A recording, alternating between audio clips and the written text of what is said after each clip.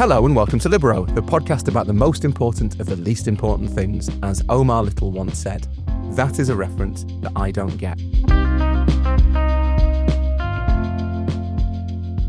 I'm Rory Smith of The Observer and Men in Blazers, and I'm joined by at least one man who does get that reference. Miguel Delaney of The Independent. You understand that, don't you? Yeah, big time. Is it from The Wire? Yeah. Right, okay. And James Horncastle of The Athletic. How are you both doing? Yeah.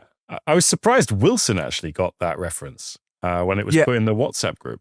Wilson actually, he consumes a lot of entertainment content. But just despises it. Yeah, well, he actually likes murder mysteries. He does. Wilson's TV tastes are that of a 77-year-old woman. Yeah. He's kind of just on the level below being a big fan of Keeping Up Appearances. he likes kind of like all that sort of 1980s, 1990s British detectives where people wear very stiff pajamas. But it's more Miss Marple than Bergerac, isn't it? Oh, I think he's a Bergerac fan, to be fair. Anytime I mention New Jersey, he drops in a Bergerac reference, not different. Wilson also has an incredible depth to his neighbours' knowledge as well.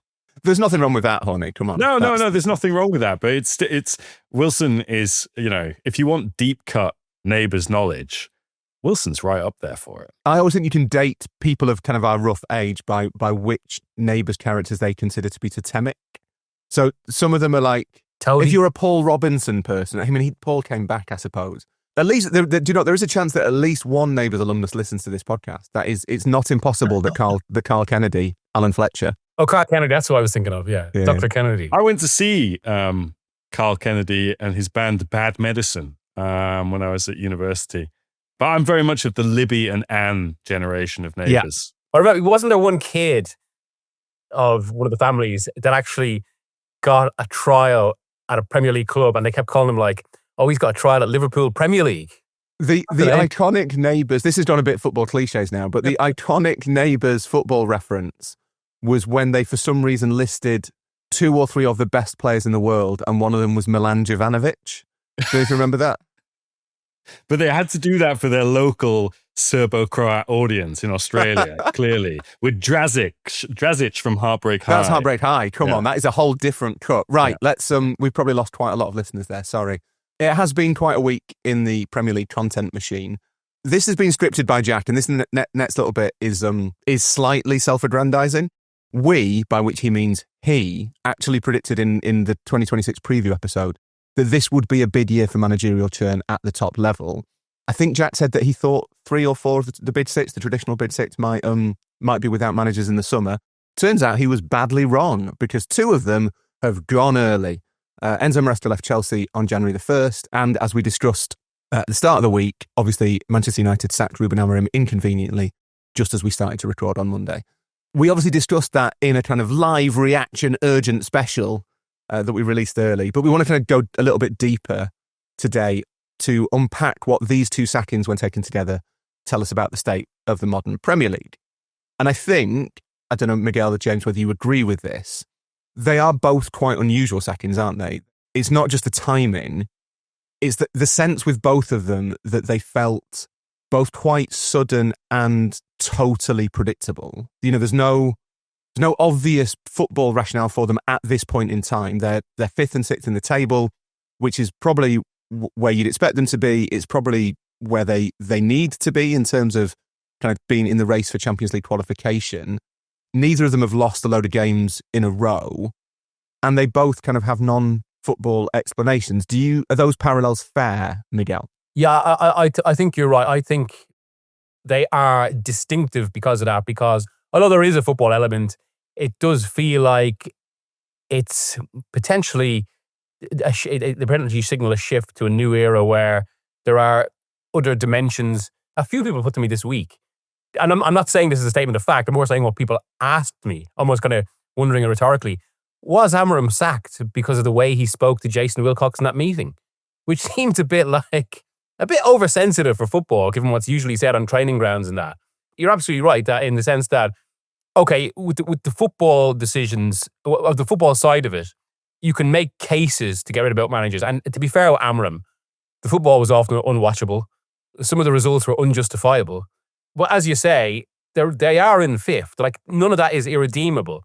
And there are people outside United who've played them think there are signs of progress there. So really it comes down to relationships and structure and power at clubs. And I think that's what this story, or at least the two sackings take together, is really about. It's what they signal about the power of these big clubs now and where they're going next. And also, crucially, what these clubs want to be.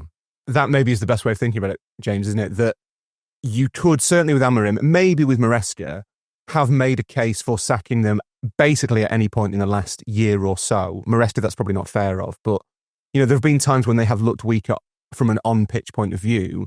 What seems to have done for both of them are boardroom politics, internal power dynamics, HR issues.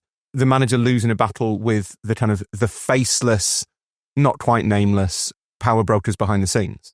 Yeah, I think I was trying to trace a line back to when did clubs in our league decide to get modern?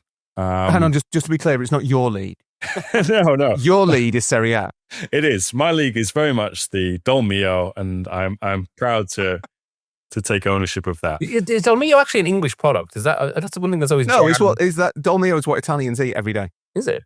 If you go to an Italian restaurant in Italy, what they're doing is they're taking packets of Morrison's own brand pasta and pouring various Lloyd Grossman or Dol Mio sauces over it. That is how they make their food.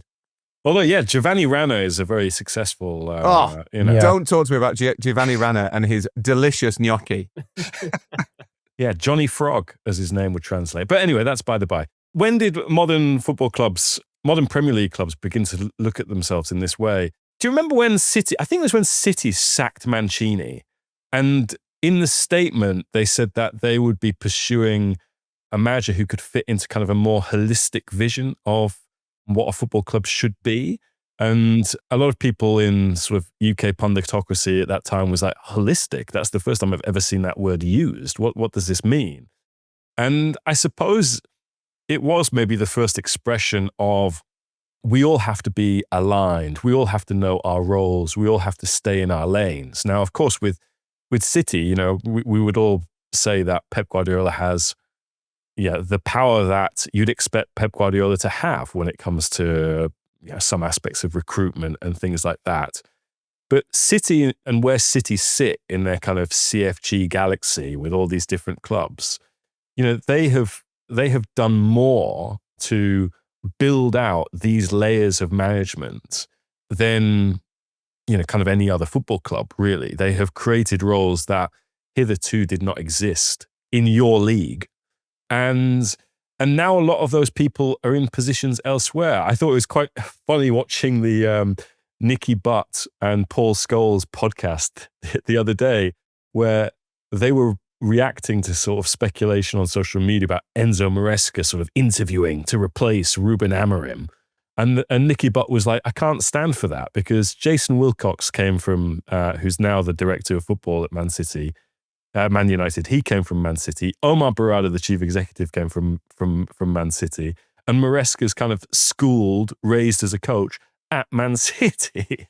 And I think now we're having the first, Rory, you've written a book about this, Expected Goals, where the first waves of sort of people that new owners from the States were surrounding themselves by were kind of guys who'd worked for them in hedge funds, so data guys who can model stuff. And, you had Kamoli come in for that first phase at FSG with Liverpool, and then obviously Edwards and Ian Graham. And I think we've always looked at this in terms of data and analytics and not what it's kind of now been built out to be, which is like actually lots of people who are heads of recruitment, sporting director, technical director, people who don't necessarily have a data background. And I think the undercurrent to this Premier League season, and it's not just what's happened with Maresca and Ruben Amorim, it goes back to the summer where the opposite happened at Newcastle, where, you could, everything over the last few days has been about Wilcox prevailing over Amorim. But at Newcastle, it was Howe prevailing over Paul Mitchell, wasn't it? Mitchell was brought in by the Saudi Public Investment Fund to build out a football structure within Newcastle. sort of hire technical directors, blah, blah, blah, blah. And ultimately Mitchell was out quite quickly. And Newcastle did almost an entire transfer window in the summer with, Steve Nixon, who used to be a scout there, who's, I think, head of first team recruitment, and Eddie Howe's nephew, Andy Howe, I think is his nephew, being sort of the recruitment heads there. We have seen, we're now seeing, I think, this tension play out in the Premier League between sporting directors and coaches in a way that it's never been before, because I think this is the first generation of organic sporting directors that we've had in this country who haven't been brought over from Italy, Spain, and blah, blah, blah, blah. I do think part of that is English football, despite its immense global wealth and despite now its immense global influence, the core of it remains kind of Premier League. And it's English football still actually figuring out exactly what this is. So it does, look, it used to be a cliche 15 years ago that clubs have to get away from this manager model, something more continental. But it does now 15 years on, almost that's gone to the other extreme. And that's part exactly what we're talking about, I suppose, that it's about actually clarifying what these roles are. And just as you mentioned City there, I think you're absolutely right, James, in terms of how they've they've built this out, kind of popularized this and globalized it. And a classic example of that, we will get into this in more depth later, but it's like Ratcliffe's Manchester United. They're looking around at what works. And I think there's a key point to be made about United about how they're playing catch up by looking around at what works, what's thinking ahead of the curve, which is actually what City did in the first place. And it's like Ratcliffe, City's working, so I'll take some of their people. As if they're kind of just appointing people as some magic elixir. And it overlooks the real reason for City's success, of course, which is Abu Dhabi ownership, near limitless funds, and limitless funds allowing you to appoint intelligently, and to be fair, spend that money mostly intelligently. Even that feels a little bit of confusion what it's about. Wasn't it Spurs as well? Just before City, there was a lot of debate around Spurs with Daniel Levy trying to move them into a sporting director model a bit earlier, especially as they kind of moved away from Redknapp, who would have been a kind of a classic manager in that sense. You've also got flashes like Clive Woodward at Southampton. But yeah, it's in the last 12, 13 years, it's suddenly accelerated and quite drastically accelerated.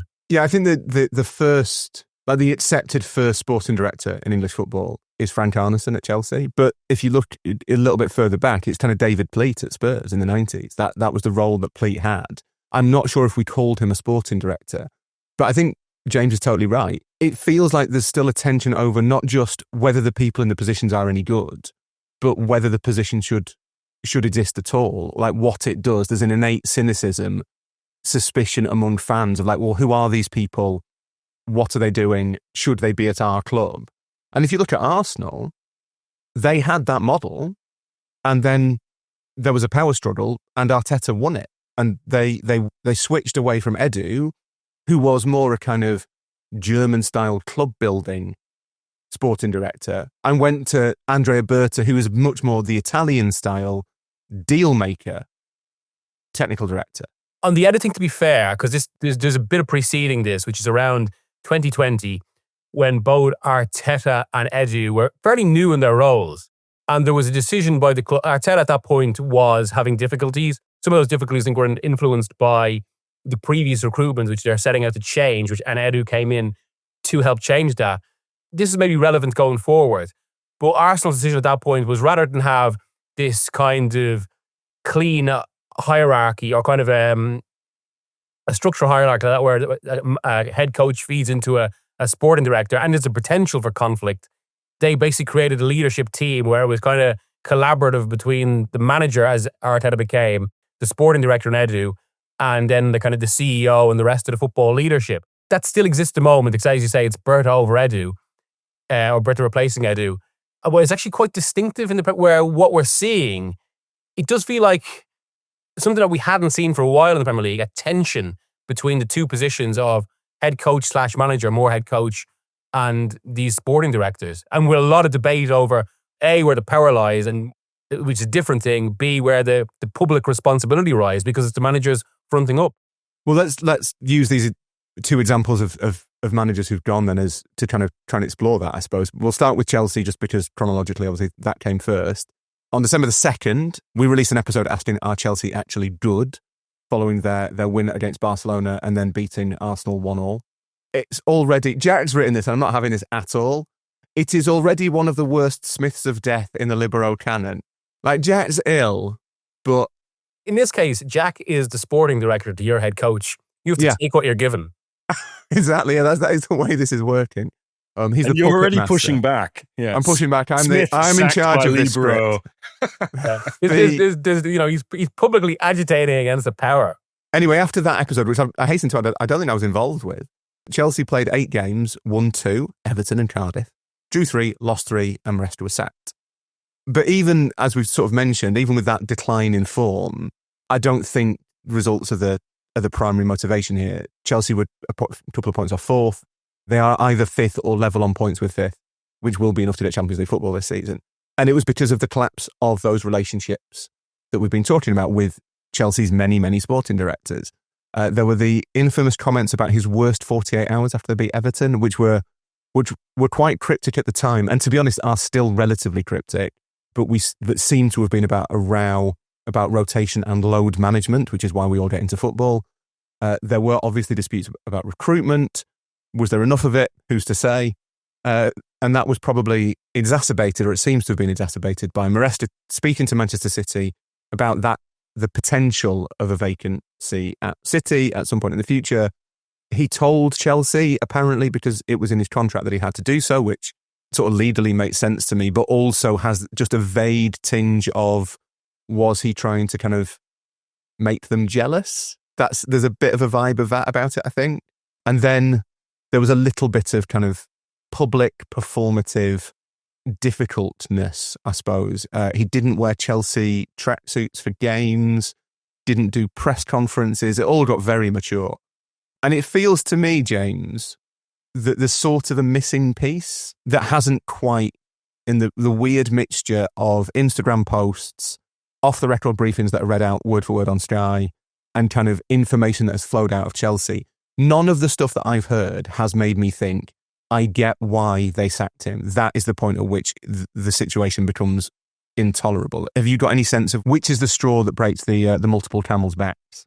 Well, I think it's interesting how, my colleague David Ornstein at The Athletic, he published this story about City expressing an interest in him as a replacement for Pep Guardiola, which in one sense would be quite ironic, because while Maresca hasn't gone through the multi-club ownership, sort of developed at one club to be ready for another within that network, he is very much part of Man City, or that has been a big part of his story in the past. He was head of their elite development squad, which I suppose is a really fancy way of saying they're under 19s, and then went away, got sort of headhunted by a management consultancy firm which said, you'd be great for the Parma job in the second division because you've worked for Pep Guardiola and at Man City.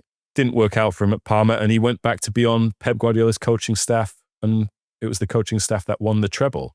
And so he would, in many respects, fit a future at Man City, let's say. And the irony, of course, is sort of like, if that's annoyed Chelsea, then, sort of Chelsea how have they replaced him? By going to their vassal club, Strasbourg, to promote Liam Rosenior, or however you want to call Rosenior, or as he was called on the BBC 6 o'clock news, Rosenior. If I'm Enzo Maresca working in this structure, when you get the job on the back of getting Leicester promoted, Leicester with parachute payments, Leicester with still a lot of Premier League players in there, including Jamie Vardy before, of course, he went to Cremonese. You're probably grateful for the opportunity, right? You're like, wow, they've seen something in me. I've got this big job quicker than I anticipated, even with the halo effect of working at City with Pep Guardiola. I should probably be grateful, stand back, and sort of, just get on with what I'm doing. First year, you get them into the Champions League, you win the Conference League, you win the Club World Cup, which I think for American owners who are new to this game, the idea that you could call your club world champions, as, NBA and NFL franchises do when they've just won their domestic championship, I think that probably went a long way. And on the back of that success, probably Maresca thinks, I've shown what I can do here. I've delivered, relatively speaking. So perhaps I should have more of a say in what we do around the training ground and in recruitment. And instead, it seems that the hierarchy there have stayed very true to, no, this is how we do things here. You are the coach. You prepare the games. You prepare the players. You make them better. And we do all the rest. That's what I find fascinating about Maresca, maybe more so than Amorim, because I think Amorim, the circumstances are sufficiently different to make the power dynamic significantly different. But with Maresca, he must have known like the parameters of his job when he took it. I can't believe that none of Chelsea's 14 sporting directors didn't explain to him, this is the way it's going to work. So do you think it's, and you'll both probably be in a better position than me to answer this question, like, do you think it's that he either got ideas above his station or, from the alternate perspective, like decided that he was better qualified to do some of those things than the people who were above him? Or do you think that he had misunderstood on some level the level of, not interference, but like quite how limited his sphere of responsibility would be? But is what you're saying there, does that not point to another tension of the situation? And that, it's actually a bit more fundamental in the sense that by its very nature, a head coach or a manager, they're a bit like politicians in that because it's a front-facing role, because it's kind of, to a certain degree, becomes a popularity contest, they do have to have an ego. And I don't mean that in the sense, ego in the sense of arrogance, but they have to have a certain sense of self that will always translate, especially when what happens on the pitch is so personally linked to them and their career. So there will always be agitation. And even if you look, James can tell us more about this in Italy, but even if you look at kind of classic sporting director models where they do know what this is about, one of the biggest examples used to always be used about this was Rafa Benitez's quote about a lamp and all this sort of thing. Rafa, Liverpool was a big thing there. Now, he ultimately wanted more control over transfers, even though he'd come from the head coach, sporting director culture. It's almost like no matter the situation, there will always be a sense of a head coach agitating for more power. And hence, actually, despite this being the trend in England for 10 years, anyone who's successful, who Guardiola, Klopp, Arteta, he hasn't won a major trophy yet outside the FA Cup, but obviously he's changed the club. They've all actually become managers. To just riff on what you alluded to there, one of the great examples of this tension is Antonio Conte's press conference as Tottenham manager, I think after that Southampton game, where he kind of went through all the shortcomings of Tottenham just generally. But he really hit upon this idea that you ask me questions about recruitment, questions about medical department, questions about, let's say, the running of the club and the decisions the club has taken. Why should I be the only person who is answering these questions when you might know this, but I don't have the power to influence some of these decisions. And we have a generation of pundits in TV studios who have had managers who did make transfer decisions. The most famous of all being Sir Alex Ferguson. Ferguson did everything at Man United. And so you'll hear some of these pundits still say, Amorim's had 3 windows. Amorim probably thinks, I've had no windows. That's Jason Wilcox, that's Christopher Vivell.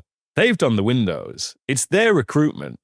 It's not mine. And yet you ask me what I feel we need, knowing that, I might go into those meetings, say we need this and specifically that player, but it might be listened to, but it won't be acted upon because the club is acting in what is believed to be its own best interests and will go and do what they want to do regardless of what the manager thinks or not. And that has to be a tension, doesn't it? Regardless of, I think Miguel's completely right, that all managers have ego. And I think in both Maresca and Amorim, which we'll come on to now, like in both cases, I can completely understand, not having known various managers, that they've gone in thinking, okay, these are the parameters, But once they're in, they kind of think, well, actually, I should probably just be in charge of that a little bit more. Like, you should be feeding into me, but it should be my call. They all think like that. And I think that's probably, for Chelsea, like an unavoidable tension within the model. And obviously, Rosenia is he's another young coach, another coach who will look at that as being,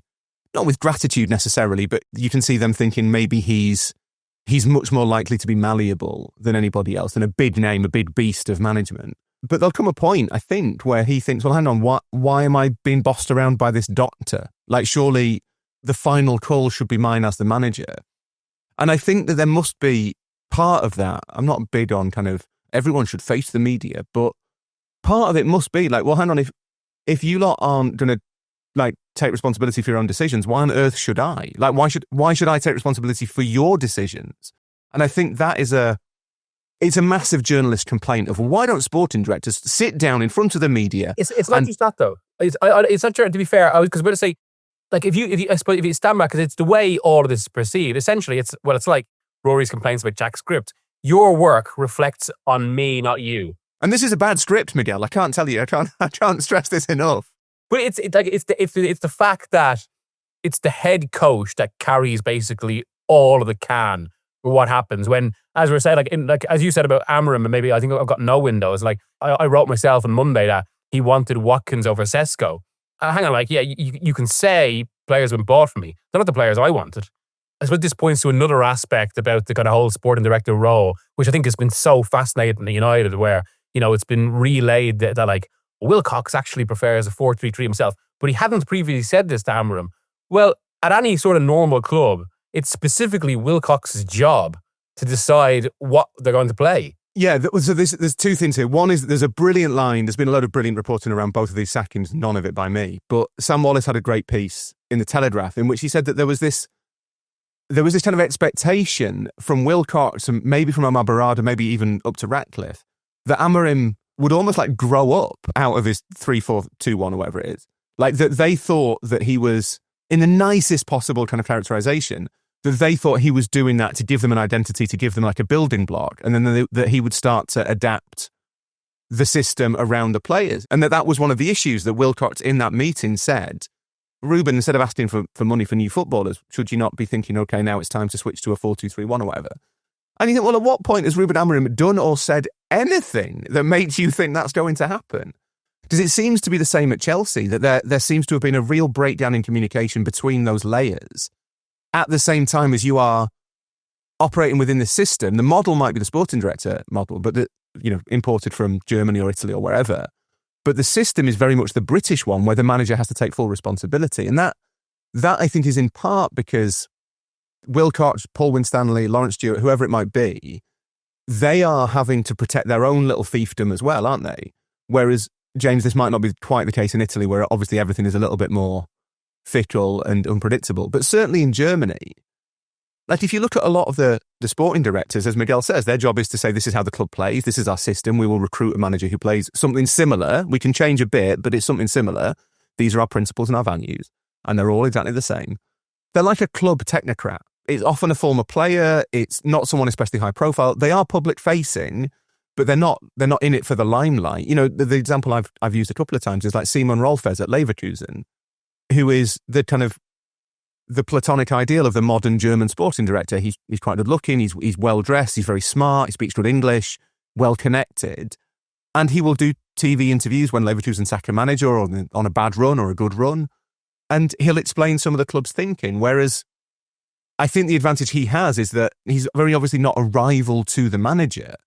Whereas because everything is in flux in England, it strikes me that Wilcox and Amorim have that meeting and they're trying to establish whose fault everything is.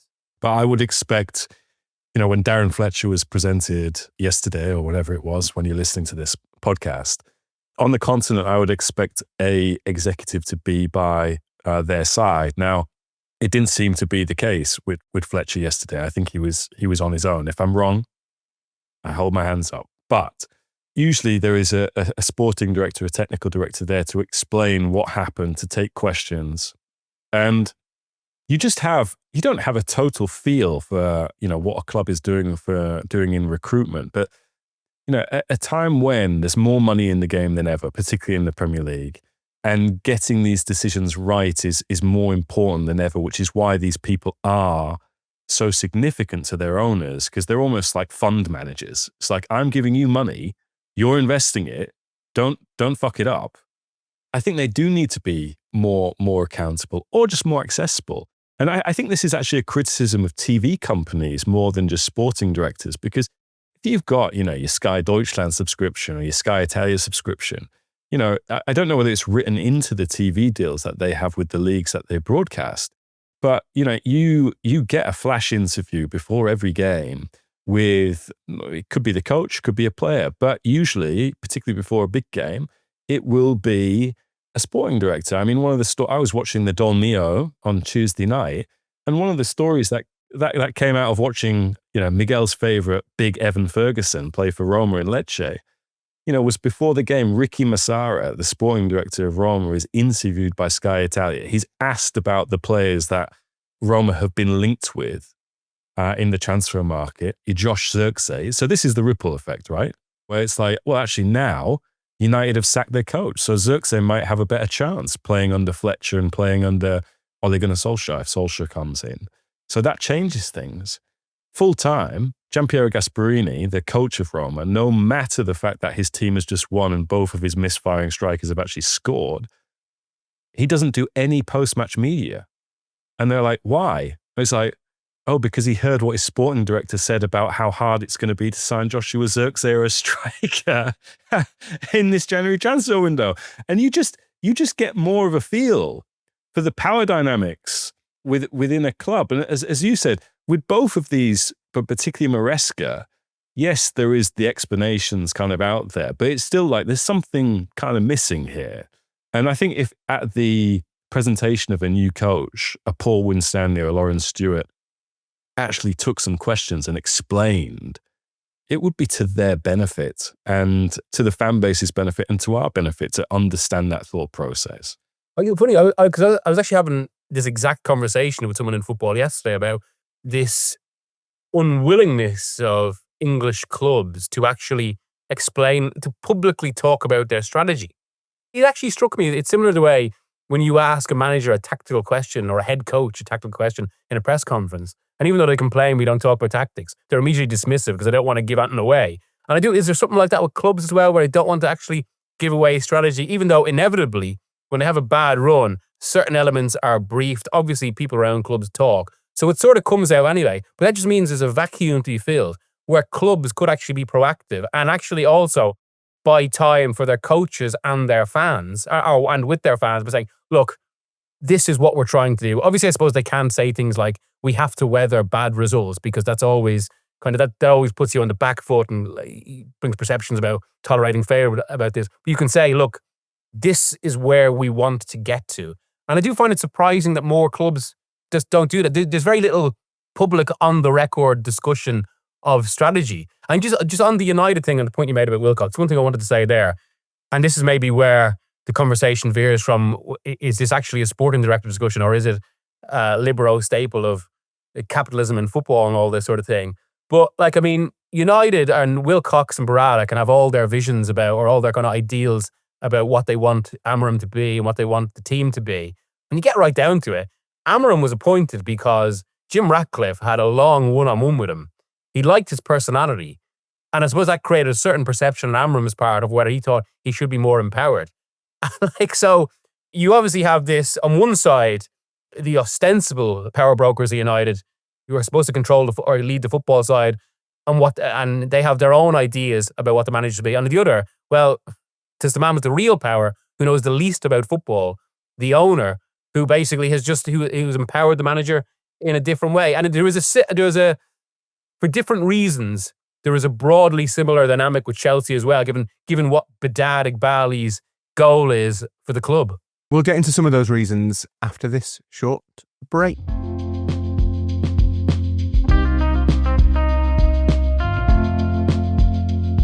Welcome back. It's Rory Smith and Miguel Delaney and James Horncastle talking about what everyone's talking about. Miguel, you mentioned the kind of the similarities between Chelsea and United's situations and the models, the structures behind the scenes, just to sort of stress the differences. 3 days on?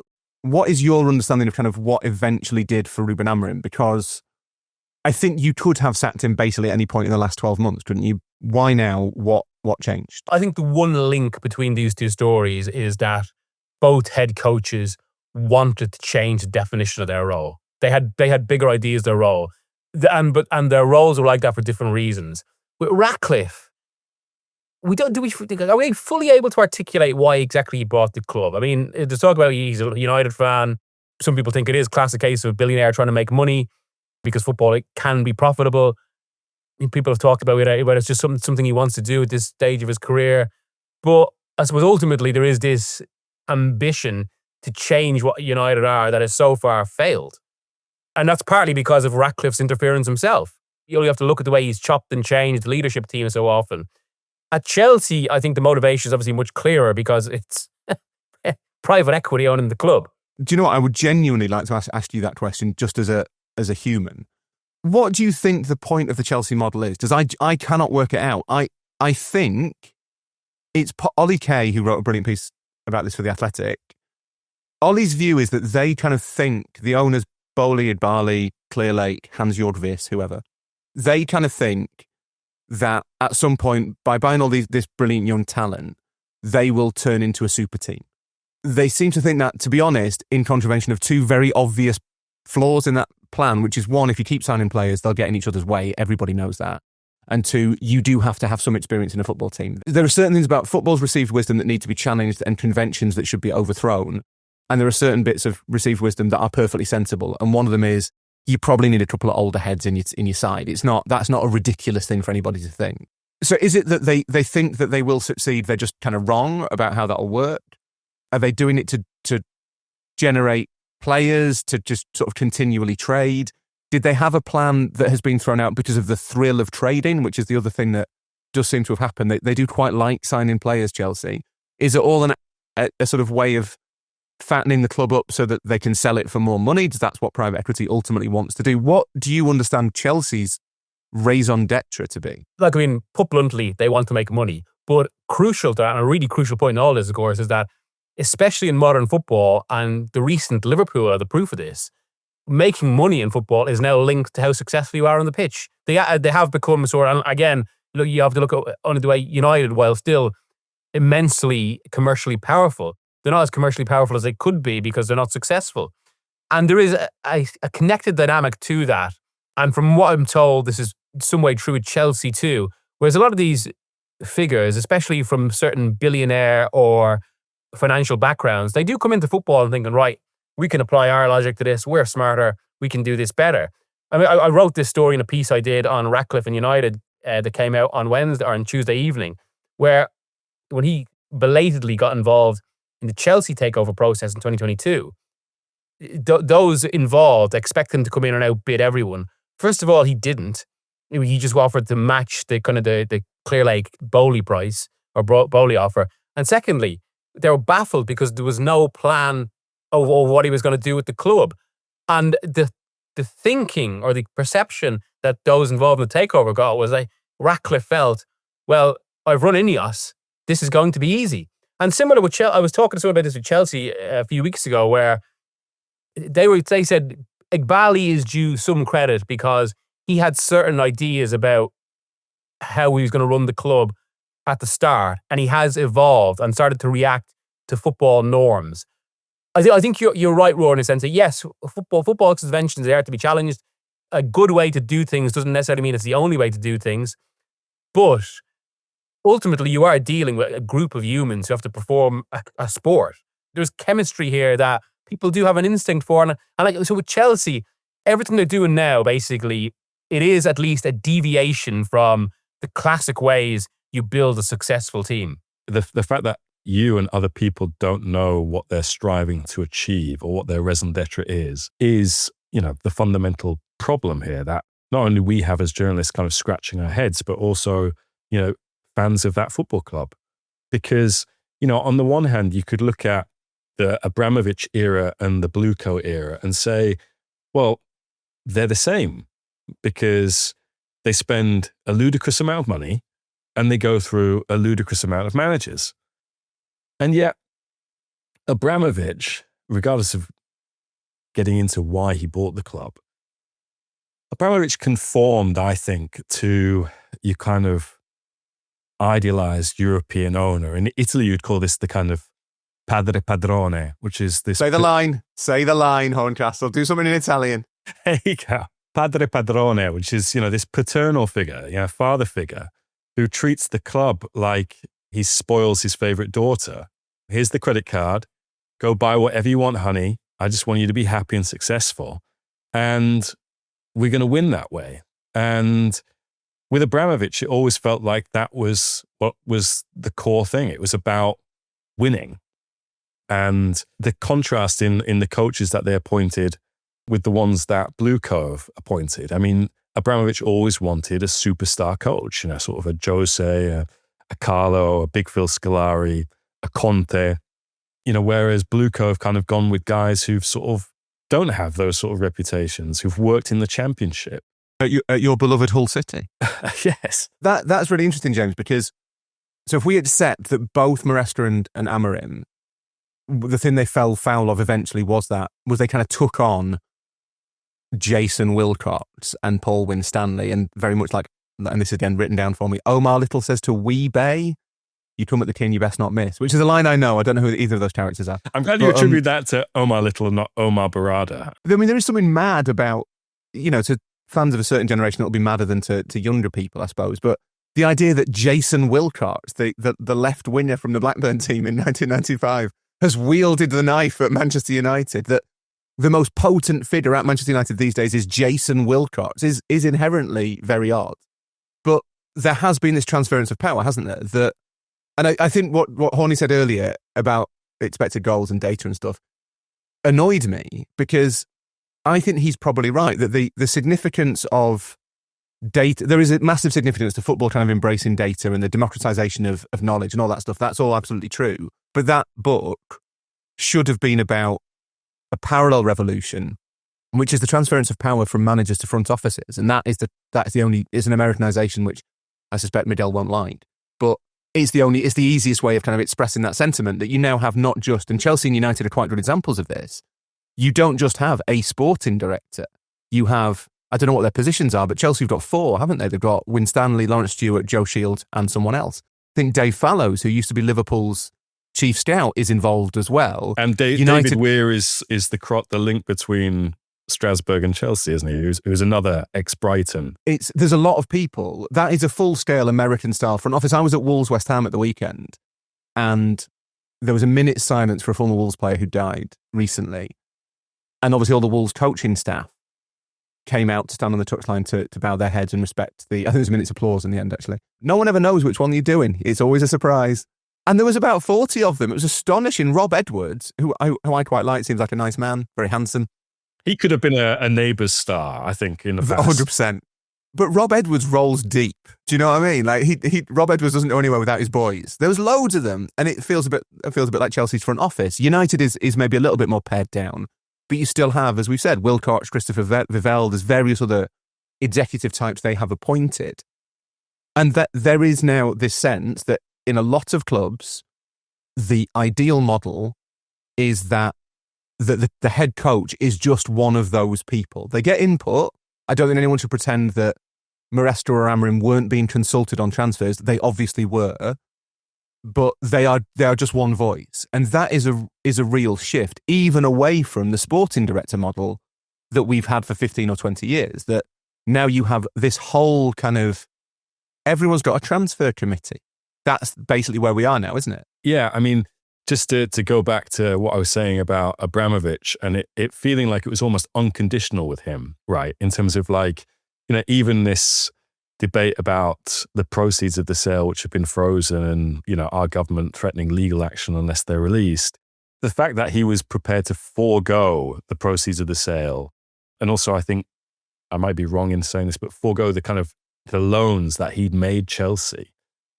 Now, with how Chelsea are run, it's very much like every penny we spend needs to be accounted for. And look, that's a way of running a business. But I think it was just the concept that Chelsea maybe weren't run as a business before. It was very much in terms of like, this is about winning and making a reputation through that, it being a success that way. Whereas now, the money part to it is very important. Chelsea always had player trading in the past. Remember, people used to praise Emenalo and Marina Granovskaya until the kind of Kepa and last Lukaku deal. But now, the churn that you had this summer, where they made money on players who had not been at the club for more than 2 years and had barely played for the club. You know, they'd been on loan in Renato Vega's case to Juventus, or some of those players had gone on loan to Strasbourg. And they're making money player trading that way. And yet that volume of players, how do you create a cohesive unit on the pitch and at the training ground when there is so much churn going on, when your senior players are still in their early 20s, when some of the players that you've spent vast amounts of money on are unavailable, Mudryk, or, you know, when you've got Enzo Fernandez and Moise Caicedo, who are two of the best midfield players in the Premier League, but you kind of didn't find them. You know, you paid 120 million for Enzo Fernandez 4 months after Benfica paid 14 million for him. Brighton did all the legwork for Caicedo, and you've gone and spent 100 million on him. With Chelsea now, it is clearly still about winning, but there's clearly a model there which isn't about, like, you know, in Roman, I just really want Andriy Shevchenko to play for my football team. Or yeah. Abramovich was the ultimate form of a very familiar type of owner, if you leave aside, you know, the war. But like, he was the kind of, as you say, he was Massimo Moratti, but with Siberian oil reserves. That's what he was. Whereas this does feel different. You can see why these like Wall Street, Silicon Valley, American finance bros want a front office model. Not only is it familiar from American sports, but these are people like them. They are kind of people in sharp suits who are doing deals. They would naturally feel more kind of confident in trusting their business, their investment to these people. You know, they all speak the same high performance podcast LinkedIn language. They're the people you're going to trust your investment to, not the Portuguese guy in the tracksuit. Do you know what I mean? That seems to be what is at the root of that shift. One of the primary reasons for that is people would call it professionalization, but it allows them the perception of being able to account for what. Whereas actually, because football involves humans tackling each other on a pitch, and managers actually, and so much of it is still dependent on psychological response, there are still elements of this that you can't quantify, that you can't account for. That's where there's a clash still. So obviously, yes, because this type of ownership, there's an attempt to try to be able to put a number on anything. But there are some things in football that, and some of the most crucial things, that actually escape that. Do we think that was true of United as well? Obviously, Amorim's final press conference was a lament for an age gone by in terms of, I'm a manager, not a head coach, despite the fact that on his contract it said head coach. There was a sense that he was brought in to be kind of a club building figure, whatever title you want to give that. That, you know, United at some point, for all that Wilcox apparently tried to tell him that it was time to change, you know, let your love for the 3-4-2-1 die. There was a sense that, like, he was coming in empowered to cast United in his own image. You know, that even the desperation to recruit him when Ten Hag went was very much like, it has to be this guy. This guy's amazing. He's got an aura. It struck me that one of the key problems with Dan Ashworth at Man United was that Ashworth, A, wanted to take some time to put proper structures in place, but B, didn't think they should throw all their eggs into the Ruben Amorim basket. And it's very hard to imagine that Dan Ashworth hasn't had quite a funny week. I bet Dan Ashworth's had some good WhatsApps. I was thinking exactly that. And so I wrote this on Wednesday as well, on Tuesday, that obviously Ashworth has been reappraised this week because of his caution against Amorim. But I was told that one of many reasons that he ultimately left was basically Ashworth was willing to give his opinions on Ratcliffe's constant meddling, basically, constant interference in on the football side. And the classic illustration of this is the madness of United, really. Because Ratcliffe came in January 2024. In February 2024, he tells the executives, this is where we're going to decide how we play here. So essentially, He's talking about his mission statement. They're going to be a modern club. They're going to do things that way where the sporting directors decide they come up with an identity. They make all the logical decisions that football clubs do, which is something they should have done. They had this grand opportunity to do it in the summer of 2024, Ratcliffe's first summer. They're even at the point where they're interviewing other candidates as well as Ten Hag for Ten Hag's own job now. So they basically had the chance to start from scratch. Didn't. Clumsily kept on Ten Hag. And then rather than using this great opportunity, they go and do the complete opposite. And as you say, they end up just completely empowering and not just a coach or a young promising coach, a coach with evidently a more fixed idea of tactics than almost anyone in football right now. I always remember I covered Italy, as you can imagine, the Euros. When was it? 18 months ago. And I remember after the first game where Italy went behind to Albania and came back and won, they were then going to play Spain. And Luciano Spalletti was asked, are you going to adapt and change your way of playing because of who you are playing against? And he said, very tellingly, he was like, no, if you've hired me, then you've hired my ideas. And I'm just going to go out the way I feel that I want my team to play. They're like, yeah, but some of your players aren't adapted to playing that way. They will learn. And everyone could kind of, it was like a chronicle of a defeat foretold. But I think if you go after a coach in the way that Sir Jim Ratcliffe and United's hierarchy went after Ruben Amorim, then Amorim is fully entitled, in my opinion, to believe that if you've come to my door and you like what I've been doing at this club where I've overachieved playing this way, then that is what you are going to get. And with United as well, I don't really have a problem with the structure they've put in place. You can maybe quibble with, and I've seen a lot of people ask this question, why is Jason Wilcox making these decisions? Well, Wilcox, he was academy coach at Man City, academy director at Man City. He then went to be technical director at Southampton, and I think he came to be technical director at Man United, and it was only when Dan Ashworth left that he became director of football there. In terms of working your way through various roles, he's sort of done everything you would say someone needs to do in order to get themselves in the position to be the position he is in now, right? I think some people can quibble whether he was a good academy coach, good academy director, good technical director and that, but he's kind of checked the boxes to qualify himself, if you like. He's not a Nepo baby. He's not a Nepo baby.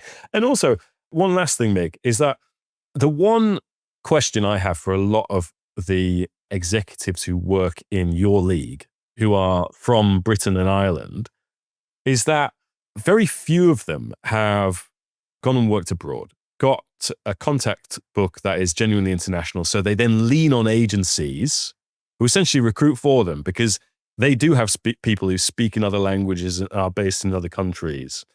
But United have got Christopher Vivell, Vivell, who's worked in the kind of, RB network, which is a genuinely international thing, speaks German, don't know what other languages he speaks, but they've put someone there in support of Wilcox who has probably a different network to what Wilcox has. They've got Kyle McCauley, who worked with Potter for a long, long time as head of scene, worked in Sweden, has worked at various different clubs. So the support network, it makes a lot of sense to me. What I just think, there has to be give and take. It can't be, we are fundamentally doing this where we do all the recruitment and you do all the coaching. There has to be a balance. I think ideally, and I suspect that in a healthy club, there is. I suspect that, as I said, I don't think that idea that a manager is just being presented with players is true at any elite team. I don't think that's possible.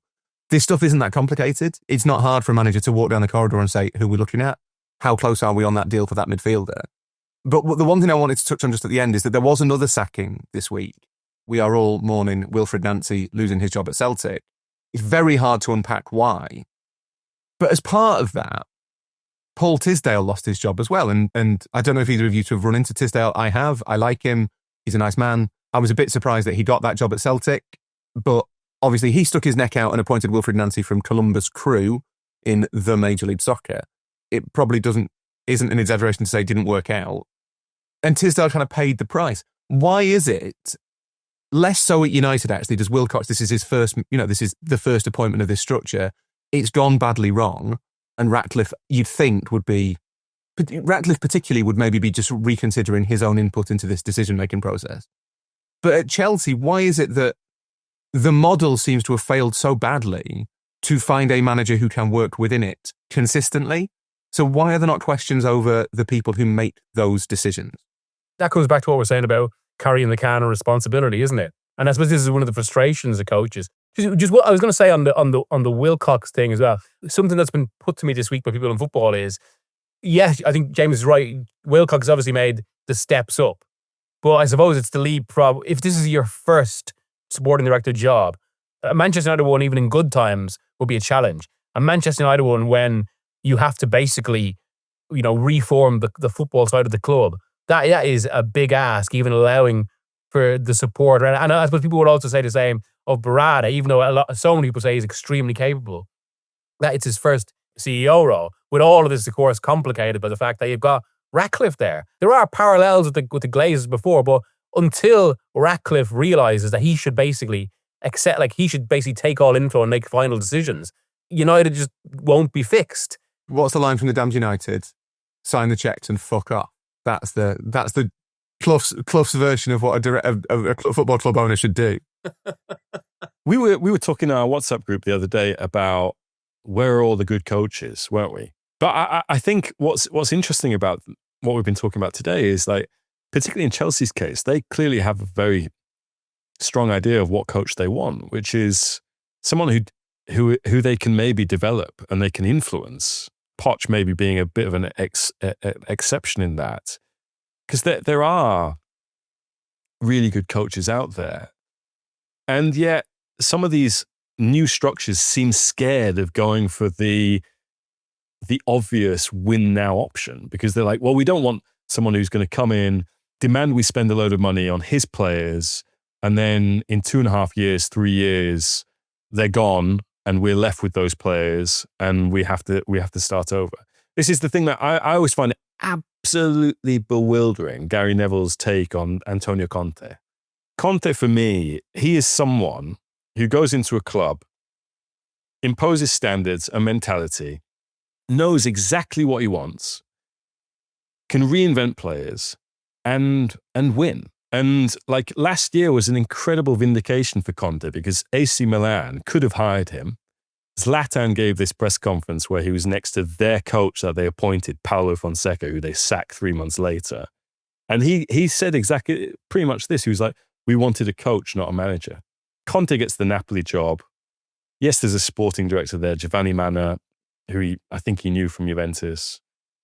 And there's give and take there where Conte's like, right, I want this, this, and this. Your McTominays, blah, blah, blah, blah. Go out and get them. And, you can do some of your own stuff as well. But I want to say, he had his say. And what happened? They won the league. Is that not quite an example, though, that I think there's probably there's more good coaches out there than there has ever been. There's an endless supply of coaches. It's been industrialized. What you don't have are managers. There was a story that knocked around on the socials yesterday that Luis Enrique might not extend his contract to PSG. I don't know how true that is. But short of Luis Enrique, if you look around Europe, where is the person that you want to build a club in their image? Where is Klopp at Dortmund? Where is Guardiola at Barcelona? There isn't one. And I think it's partly... Alonso is possibly that, but he's at exactly the wrong club for that. Yeah, it might just be that Xabi has kind of either deliberately or indeliberately taken the step that takes him away from that. I think it seems... I can't believe that Xabi Alonso went into Real Madrid expecting to get any more than 3 years as an absolute maximum. But there aren't those figures out there, really. They are all coaches, and you wonder to what extent that is because it's by design. It's because the modern systems that are in place at most clubs now require you to be part of the chorus rather than the lead singer. The very best coaches have, how should I put this diplomatically, a very specific kind of personality, which doesn't make... Usually intense. Much like the best podcasters. Yeah, which doesn't make them easy to deal with. And yet a lot of people in these new executive positions don't want that hassle. And so their clubs continue to sort of muddle through have some success, but not the same success that they crave, which is winning a Premier League or a Champions League. And you need this, creative tension between the manager. Look at Brighton, okay? Brighton appointed Roberto De Zerbi. De Zerbi is, as I've just said, a very particular personality. And, in terms of fitting, I remember being in Rome when Brighton played Roma in the Europa League. Brighton got knocked out by Jose's Roma. And De Zerbi said some things in that press conference where he's like, the owner of this football club, needs to understand what it means to be ambitious. Right? Which, for me, is far more incendiary than like Enzo Maresca saying, 48 hours have been the worst 40 hours of my life. Right? Brighton, I think, managed those tensions. And at the end of the season, they decided to go in a different direction, which is, I think, a very mature way of doing it. These two, United and Chelsea, have done the exact opposite. They're like, oh, no, we don't like that. Out you go, even though the clubs are 5th and 6th in the table. And on the hook for, certainly in Amorim's case, a pretty hefty payoff. And that, if you want to, deepen this discussion about Ratcliffe, after all these cutbacks that have actually probably helped to erode club culture, given there's been a bit of a pop culture theme in today's podcast, there's an element of actually, it's a bit like a producer and an auteur-director, in that the producer wants to get a film on track. We're not going to film in New York. We're going to film in, St. Louis or whatever. And no, we need the authenticity. Yes, again, I have watched The Offer recently. Enzo Maresca's Fitzgeraldo. Right, that'll do it for today. Thank you very much to Miguel and to James and to producer Tom. As ever, thank you to you for listening. Like, subscribe, follow, rate, review, tell your friends, all that stuff. We really appreciate all of it. We will see you after the next managerial sacking in the next sort of 72 to 96 hours.